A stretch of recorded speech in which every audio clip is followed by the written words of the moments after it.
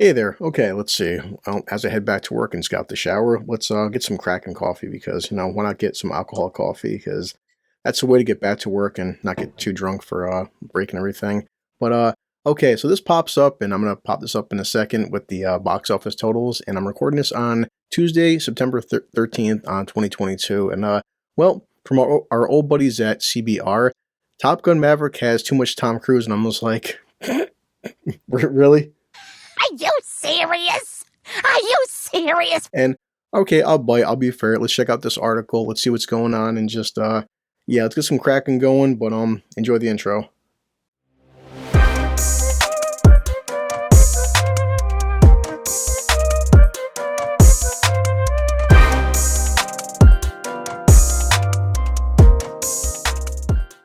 Okay, we're back now.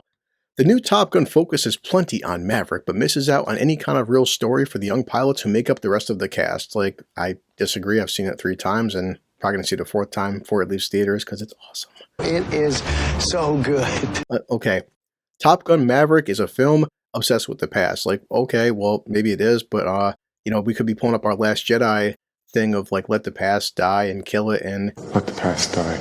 we all saw how Last Jedi went over with fans, right? I mean, right?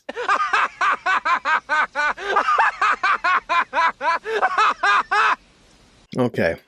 As a sequel, that's some good cracking.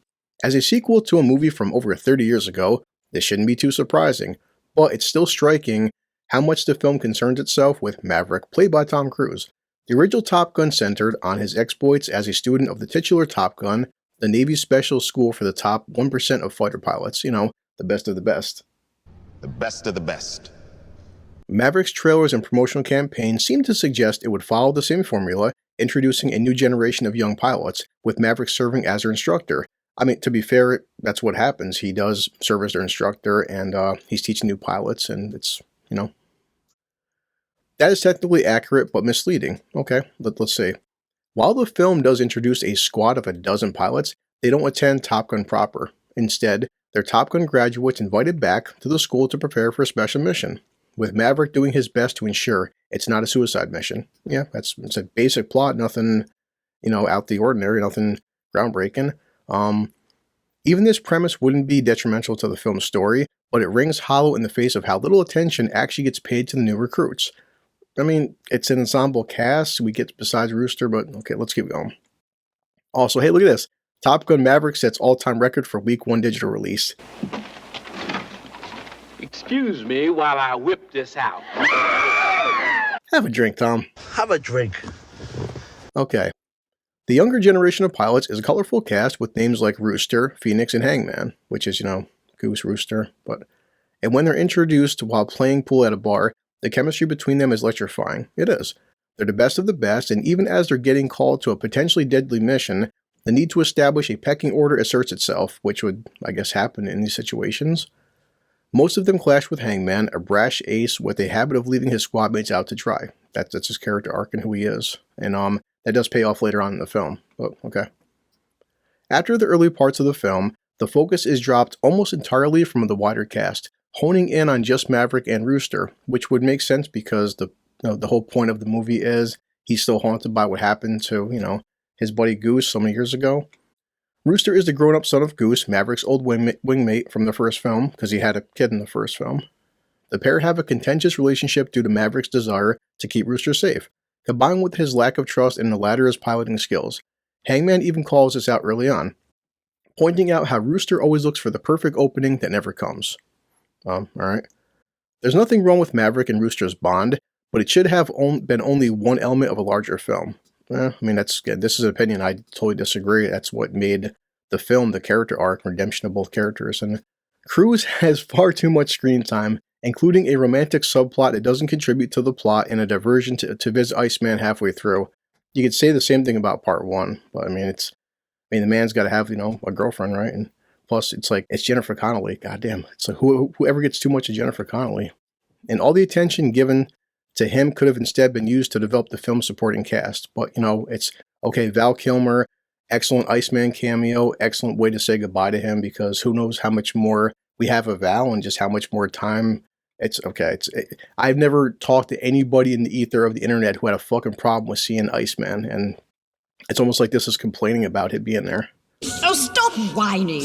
That all culminates in the actual mission, which was supposed to be assigned to either Rooster or Hangman. Instead, Maverick ends up leading the mission. Handing it off to Rooster could have served as a natural confirmation of Maverick's trust in the next generation, with Hangman acting as his backup. Now again, I would debate that because the premise is this is a very dire situation. These guys are good, but they're not experienced. It doesn't matter how much fucking training you have, which is something that Maverick even had to learn in the first film, was, like redemption and fucking up and also experience.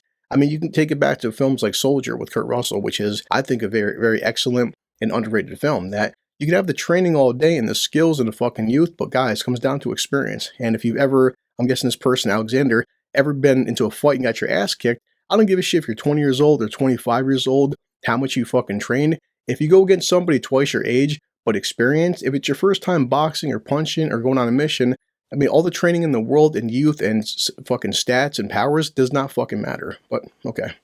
You lack the experience to be going up against me. The film does have Hangman flying to save the pair during the finale, but it feels, more like a Deus Ex Machina than anything else. Cruise as Maverick is the main character of the film. Well, yeah, it says Top Gun Maverick. It's sequel to Top Gun. Top Gun Maverick doesn't say Top Gun, Next Generation or something. It's Maverick. It's about him. It's still, he's the main character in the box office draw. Like, duh! There are large parts where he feels like the only character, with Rooster as the only concession to a larger story. It's impossible for anyone else to be more than one-dimensional because they're not given the time and space to endear themselves to the audience. And I mean, you could say that about fucking any ensemble cast. I don't give a shit if it's like a Ocean's 11 movie or something, or just, Okay. Hangman is plenty hateable, but it's hard to muster much emotion for the rest of the cast, despite their promise at introduction. I mean, you could say Hangman is fucking like no different than Iceman. He's just hot-headed and cares about himself and thinks he's, he's part of the best and got a chip in his shoulder, and by the end, he does make up for it. And all right. Top Gun Maverick makes it clear that the titular character is past his prime, but doesn't leave much room for anything else. And I guess that's the whole premise of this fucking article, is he's past his prime. Are you retarded? No, he's anything but. And I guess this comes from a generation of everybody that wants to, shit on Luke Skywalker, or like shit on the Incredible Hulk, or who knows with the upcoming Indiana Jones 5, how fucking fantastic that's going to be. Just, we take older characters and they're past their prime, and they don't leave room for anything else. So they're basically fucking worthless, because that's the premise of like now, well, not for Top Gun, but for a lot of people out there. Let's take older established characters, make them fucking worthless, and just hand it off to another generation. Like, no, fuck that.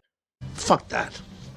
So I totally and utterly disagree with this article, and would say it's the premise of you're older, you're still viable, you still mean something. And especially when it comes to this flying, and okay, yeah, I mean, obviously I would not imagine Tom Cruise and Maverick to be fucking throwing punches like they could in their 20s and 30s, but you're still handling a fucking jet and still maneuvering. And I could say one thing, dude, at 41 years old now, geez, I'm losing track of time, I can still fucking play Street Fighter and Xbox as good as I did when I was 20 years old and 15, and, with the new God of War coming out for PlayStation 5, and, my reflexes have not fucking dulled at all, because it's sitting there holding a freaking controller. Now, I'm not going to lie and say I could, from when I was 25, run as fast as I used to, or even bench press as much as I used to, plus different shoulder surgeries, but I can still fucking deadlift 350 pounds, no damn problem. But, I mean, obviously in your 40s and up, you do slow down with certain endurance, but in terms of like, a fucking Air Force pilot, like it's different than being an Air Force pilot versus being a ground soldier.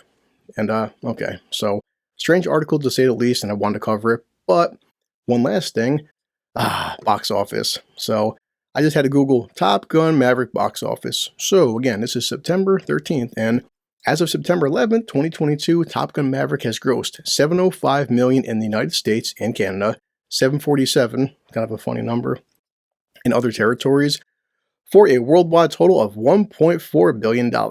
Yep, and the film has become the highest grossing film of Cruise's career on June 17th. Also, real quick, Top Gun Maverick gets a stunning Steelbook Superfan collection, and it's getting a massive 4K Steelbox, and awesome. So, Top Gun Maverick, let's say 1.4, at 1.4, let's call it 1.5. Until Avatar 2 comes out, I'm still banking at, like, this is the biggest movie of the year, my favorite fucking movie of the year, and I just don't understand the this article. It's almost like too much Tom Cruise because the main character isn't fucking worthless like everything Marvel and DC is doing now, and Star Trek, because yeah, we see how viable Picard is, a pathetic old doddery man that just like constantly fucking apologizes for the entire character arc, and yeah, so I disagree. Strange ass article. Oh well, it's still my favorite movie of the year. Tom Cruise breaking fucking records, taking names, and I have come here to chew bubblegum and kick ass. one thing he's doing is, unlike every other industry or every other movie in the industry, is, hey fans, thank you guys for coming to see this. Thank you for supporting me and the cast and the crew, and just yeah, this is why we love you, and we love you too, Tom. So We love you, Tom. that's it. As always, I got freaking half hour before my break ends, so I'm gonna try to edit this real quick, get this out, make a quick thumbnail. Hope you guys enjoyed this. Oh, last but not least, I apologize because, as I said, I'll keep doing this. I got my official number 50 subscriber, and someone, it just said Michael. But yeah, number 50 was Michael, and it wasn't like Mike Bob 85 or something, or Mikey whatever, Mikey 0. It just said Michael. Like, thanks, Mike. But Thanks, Michael. appreciate it, dude, and thank you for being dumb enough or kind enough to freaking press that subscribe button. And so you know what the deal is, you know what's gonna happen. Let me finish this, checking my time. I'm always late and just need more hours than a day, right? But yeah, hail Top Gun. This article's fucking weird, but whatever. So let me go get Bender, drink this, and you know what's gonna happen. So 1 second. This calls for a drink. That is some good cracking. And I'm heading back to work.